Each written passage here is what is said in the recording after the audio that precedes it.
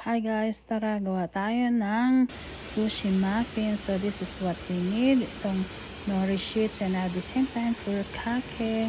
So ito, nag-ano lang ako ng rice tapos nilagyan ko ng furikake mix, and then of course ang ating salmon. So what we need is yan nga is light soy sauce, sriracha, mirin, tapos sesame oil. Then we just have to mix all together. Tapos syempre naglagay din ako ng garlic powder, onion powder, tapos black pepper and paprika. Syempre it's up to you, it's optional na din kung gusto niyo maglagay ng pangmaanghang or chili powder.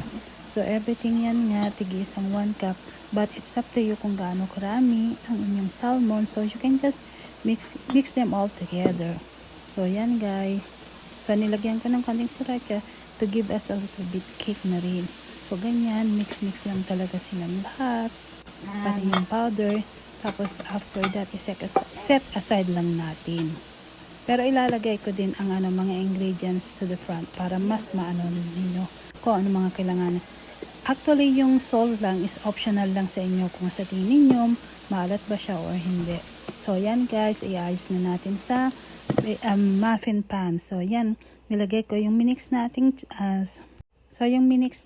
rice kanina, tapos yan na nilalagay natin. Tapos nilagyan ko nga pala yan ng crab meat just to be sure para may konting ibang klasa.